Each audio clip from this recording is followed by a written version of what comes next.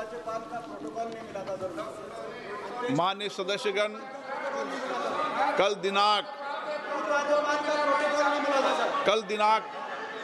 दिनांक 9 अगस्त को संपूर्ण राष्ट्र में भारत छोड़ो आंदोलन की 83वीं जयंती मनाई जाएगी। दिनांक 9 अगस्त 1942 को राष्ट्रपिता महात्मा गांधी ने राष्ट्र को करो या मरो का मंत्र दिया था।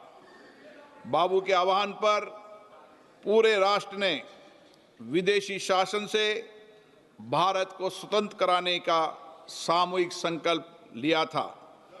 भारत छोड़ो आंदोलन देशवासियों के बीच अटूट एकता की शक्ति और अन्याय अत्याचार के विरुद्ध हमारे शांतिपूर्ण प्रतिरोध का शाश्वत प्रतीक है।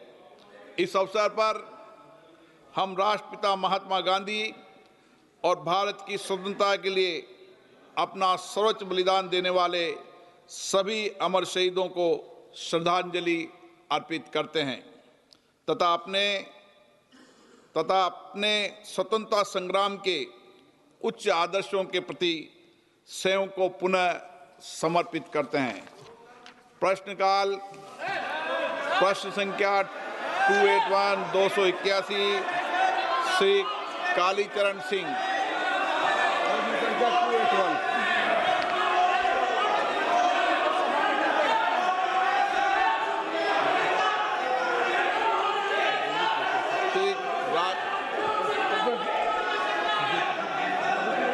आदरणीय अध्यक्ष महोदय,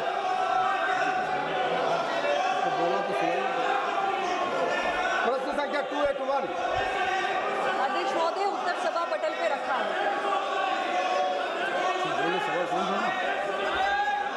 आदरणीय अध्यक्ष महोदय, आपने मुझे प्रश्नकाल में बोलने का अवसर दिया, इसके लिए मैं सादर आभार करता हूं। आपके माध्यम से माननीय मंत्री महोदय से मैं जानना चाहता हूं कि केंद्र सरकार एक राष्ट्रीय स्वास्थ्य संसाधन नीति national health work force policy लाने पर विचार कर रही है क्या, जो राज्यों के मानक भर्ती समय सीमा, स्टाफिंग नर्स और नियुक्ति के लिए केवल मार्गदर्शन करे।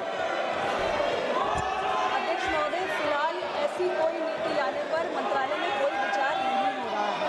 जहां तक राज्यों में ह्यूमन रिसोर्स मैन पावर की उपलब्धता का विषय है, मैं स्पष्ट कर देना चाहती हूँ कि नेशनल हेल्थ मिशन के तहत हम राज्यों को टेक्निकल और फाइनेंशियल सपोर्ट देते हैं, जिससे वो अपने हेल्थ इंफ्रास्ट्रक्चर को स्ट्रेंथन कर सकें और मैन पावर की रिक्वायरमेंट्स को भी पूरा कर सकें। Honourable member supplementary Shri Rajesh Mishra. माननीय अध्यक्ष महोदय, आपका बहुत बहुत धन्यवाद कि आपने प्रश्नकाल के दौरान मुझे पूरक प्रश्न पूछने का अवसर दिया। माननीय अध्यक्ष महोदय, यशस्वी प्रधानमंत्री नरेंद्र भाई मोदी जी के नेतृत्व में और माननीय स्वास्थ्य मंत्री जी के निर्देशन में प्रधानमंत्री जन आरोग्य योजना आयुष्मान की वजह से जो विश्व की सबसे बड़ी चिकित्सा बीमा योजना है, गरीब जनता को बड़ी अस्पतालों में भी, चिन्हित अस्पतालों में उपचार हो रहा है, किंतु ग्रामीण क्षेत्रों में सामान्य रोगों की प्राथमिक चिकित्सा पास में मिल सके, इसके लिए पीएचसी, सीएचसी व स्थापित जन आरोग्य मंदिरों में चिकित्सकों की उपलब्धता बहुत कम है। देश की जनसंख्या के हिसाब से एमबीबीएस डॉक्टरों की बहुत कमी है। माननीय स्वास्थ्य मंत्री जी क्या बताने की कृपा करेंगे कि एनएचएम के तहत पीएचसी, सीएचसी व स्थापित जन आरोग्य मंदिरों में बीडीएस, बीएमएस, बीएचएमएस चिकित्सकों जिन्होंने कोविड के दौरान बहुत अच्छा कार्य किया था, क्या उन्हें प्राथमिक प्रशिक्षण देकर वहां पदस्थ करने की कोई योजना है क्या? और यदि नहीं है तो हम चिकित्सा सुविधा कैसे उपलब्ध करवाएंगे? वह चिकित्सकों की कमी हम कब तक पूरा कर सकेंगे? धन्यवाद अध्यक्ष जी। अध्यक्ष महोदय, मैं आपके माध्यम से माननीय सदस्य को कहना चाहती हूँ कि भारत की सरकार आज प्रधानमंत्री नरेंद्र मोदी जी के नेतृत्व में निरंतर हमारे डॉक्टर्स की और स्पेशलिस्ट डॉक्टर्स की देश में उपलब्धता को बढ़ाने के लिए प्रतिबद्ध है और इस दृष्टि से हमने बहुत बड़ा कदम उठाया। देश के अंदर 157 नए मेडिकल कॉलेजेस स्थापित किए, जिसके माध्यम से आज बड़ी संख्या में देश को डॉक्टर्स और स्पेशलिस्ट डॉक्टर्स मिलने जा रहे हैं। और इतना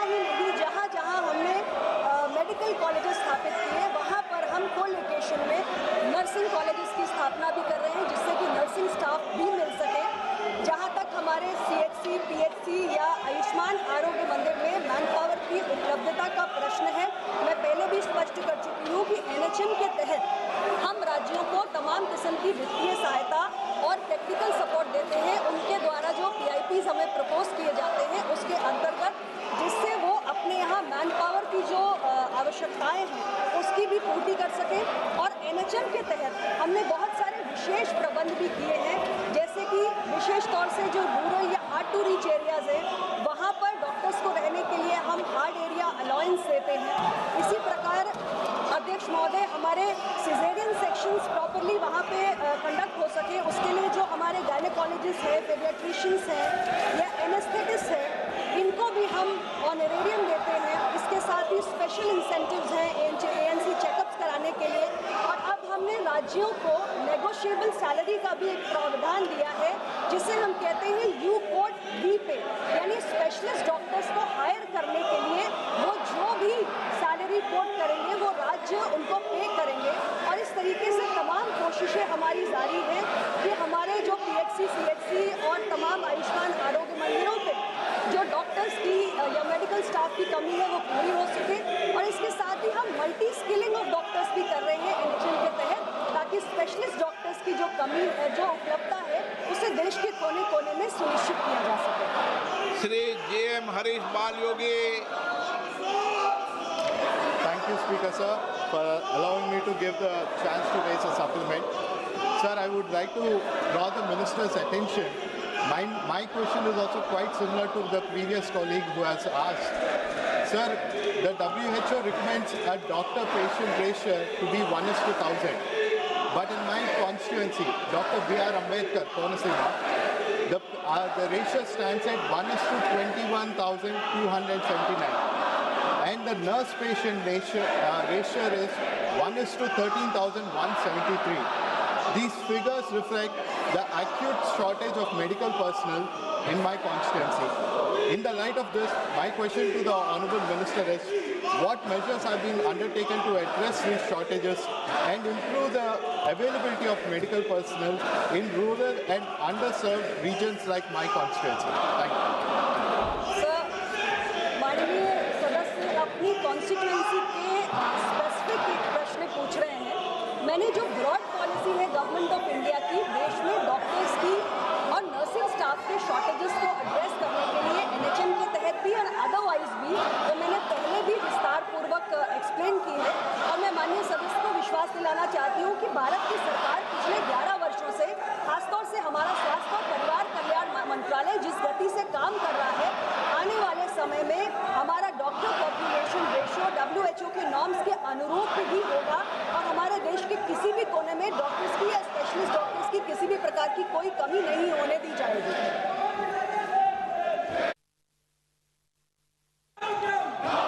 question number 282 Shri CM Ramesh. मंत्री, माननीय मंत्री जी। अध्यक्ष महोदय, जवाब पटल पर रख दिया गया है। Question number 283 Shri Janardan Singh Sigriwal. जनार्दन सिंह सिग्रीवाल। माननीय मंत्री जी। जवाब पटल पर रख दिया गया है। लाओ Shri Krishna. Thank you very much, sir. Recently, in Andhra Pradesh, under the leadership of Honorable Prime Minister Narendra Modi ji and under the leadership of Honorable Chief Minister Chandrababu Naidu ji, there's a Yoga Divas that has happened, sir. Huge turnout has come out. Almost 3 lakh people has appeared for that Yoga Divas, sir. But sir, my question is regarding the Ayush treatment, especially via dedicated facilities. The state's infrastructure is limited to just 2 50-bedded integrated Ayush hospitals under the construction in Kakinada and Vishakhapatnam. A state like that, only 2 50-bedded hospitals are there, sir. So there is a requirement of Ayush 50-bedded hospital even in Rayalaseema also, even in Palnadu also, in a backward place like Palnadu also. So I request the minister if there is any proposal to extend these Ayush 50-bedded hospitals in Rayalaseema as well as in backward areas of Palnadu and even Ongolu, a backward district also, sir. Thank you very much. अध्यक्ष महोदय, आंध्र प्रदेश में स्वास्थ्य और परिवार कल्याण मंत्रालय के माध्यम से जो प्रश्न यहाँ पर पूछा गया है उसमें NHM के माध्यम से यहाँ पर जो काम किए जाते हैं 60-40 के रेशियो में काम किए जाते हैं। आंध्र प्रदेश का जो वित्तीय आवंटन है स्वास्थ्य विभाग के माध्यम से 2013-14 में पूरे देश के लिए जो 36,000 करोड़ था उसमें से जो गतिविधियाँ एक मिनट तो प्रश्न का जरा समझ में नहीं है कि आपको क्या पूछना चाहते जरा बोल।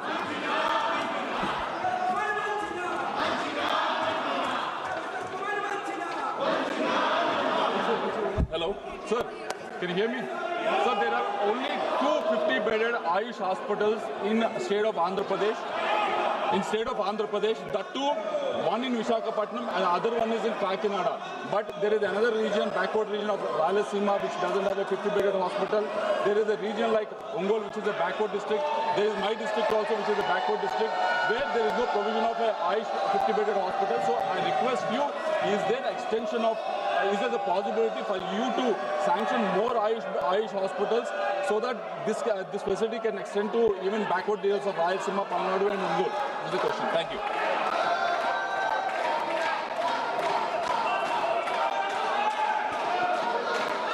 अध्यक्ष महोदय, आंध्र प्रदेश के बारे में जो पूछा गया है तो यहाँ पर आंध्र प्रदेश में 616 शहरी आयुष्मान आरोग्य मंदिर, 13 निजी स्वास्थ्य देखभाल और 13 सामुदायिक स्वास्थ्य केंद्र की स्थापना का सुदृढ़ीकरण की परिकल्पना की गई है। अध्यक्ष महोदय, आंध्र प्रदेश में जिलों के पुनर्गठन के मद्देनजर अतिरिक्त 10 CSC और 13 PSC और 1786 भवन रहित SSC आयुष्मान आरोग्य मंदिर की स्थापना के लिए राज्यों को आवंटित बजट के पुनर्नियोजन भी किया गया, जिसमें 571 इकाइयों को परित्याग करने वित्त वर्ष 2022-23 से वित्त वर्ष 2025-26 तक आवंटित यूनिटों की संख्या को 45 तक सीमित किया गया था। राज्यों के प्रस्ताव के अनुसार 1786 भवन रहित आयुष्मान आरोग्य मंदिर, 45 UAAM, 26 IPHL और 24 CCB के निर्माण सुदृढ़ीकरण के लिए आंध्र प्रदेश राज्य के लिए 236 शहरी आयुष्मान आरोग्य मंदिर को भी स्वीकृति दी है।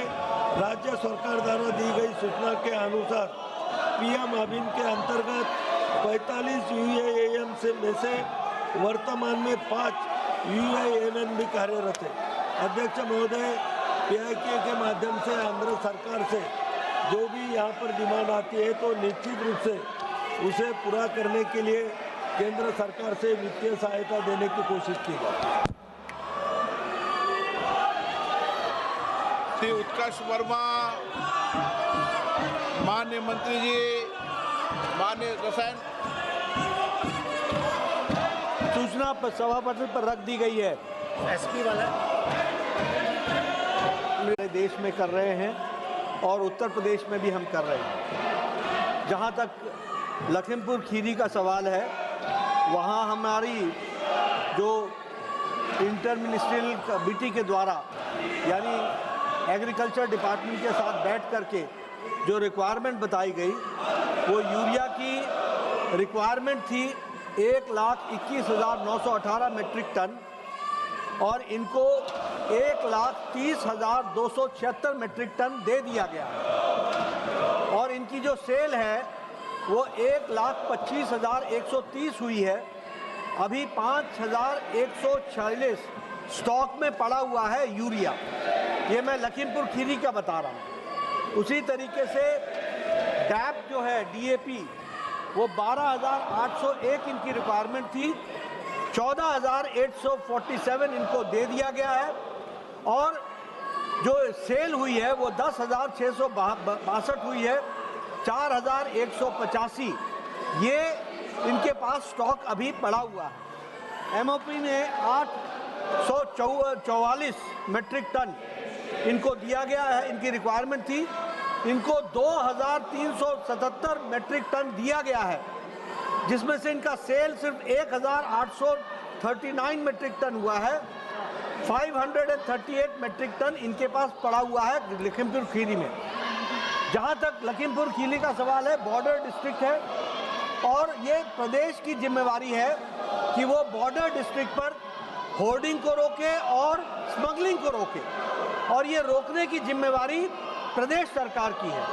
और इसमें जो हमारा है वो एसेंशियल कमोडिटी एक्ट ऑफ 1955 ये आता है, और इसमें फर्टिलाइजर कंट्रोल ऑर्डर 1985 के तहत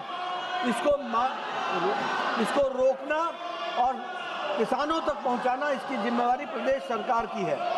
और स्टेट गवर्नमेंट्स को पूरी ताकत दी गई है कि वो स्मगलिंग को रोके।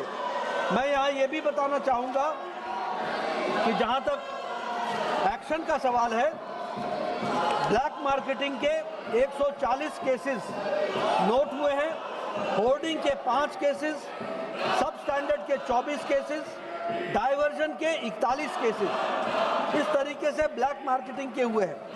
और इसमें जो एक्शन हुआ है, number of licence cancelled and suspended black marketing में 2695, होर्डिंग में 62, सब स्टैंडर्ड में 106, डाइवर्जन में 294, टोटल 3157 केसेस पर लाइसेंस कैंसिल हुए हैं या सस्पेंड हुए हैं। शो कॉज नोटिस जो है वो ब्लैक मार्केटिंग पर 2811, होर्डिंग पर 391, सब स्टैंडर्ड पर 1351, डाइवर्जन पर 1442 और टोटल शो कॉज नोटिस 5995 यानी 6000 के आसपास हुआ है। इस तरीके से इंस्पेक्शन जो है वो 1,58,128 इंस्पेक्शन हुए हैं।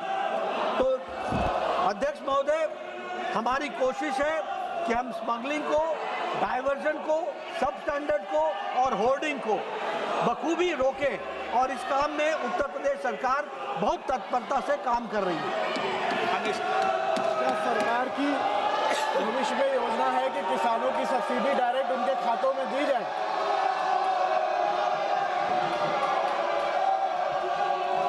सब्सिडी लाखों करोड़ रुपए हम खाद के माध्यम से देते हैं, डायरेक्ट बेनिफिट में नहीं देते, और ऐसा कोई विचार भी नहीं। श्रीमती हरसिमरत कौर। जी सर, मैं आपके माध्यम से माननीय मंत्री जी से पूछना चाहूँगी कि लगातार पंजाब में हर एक सीज़न में डीएपी की इतनी बड़ी शॉर्टेज भी आती है, और ब्लैक मार्केटिंग ऐसे होती है कि एक डीएपी के बैग के लिए जो 1350 रुपये का होना पड़ता है, तो उनको ज़बरदस्ती 3000 तक का दूसरा सामान भी खरीदवाया जाता है जो डीएपी चाहिए। तो माननीय मंत्री जी बताएंगे कि पिछले 3 साल से 5.5 लाख मैट्रिक टन जो एलोकेशन है पंजाब की, वो कितना उसके अगेंस्ट एलोकेट किया है केंद्र ने, और जो शॉर्टेज रही है उसकी भरपाई के लिए क्या किया है।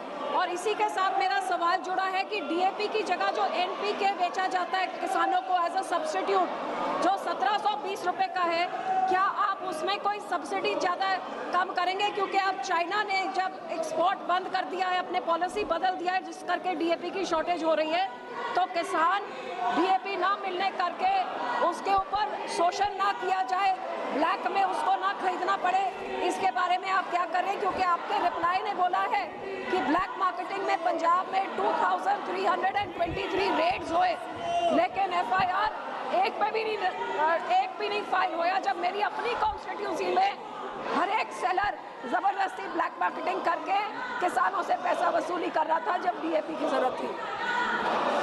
Sir, this question pertains to Uttar Pradesh, Lakhimpur Kheri. This question does not pertain to Punjab. If a separate question is questioned, we will certainly answer it. Grade 5 Shri Jugal Kishore. माननीय मंत्री जी, तो जवाब पटल पर रख दिया गया। श्री चंदन चौहान। माननीय सदस्यगण, मैं पुनः आपसे आग्रह कर रहा हूं कि प्रश्नकाल महत्वपूर्ण समय होता है। आप सदन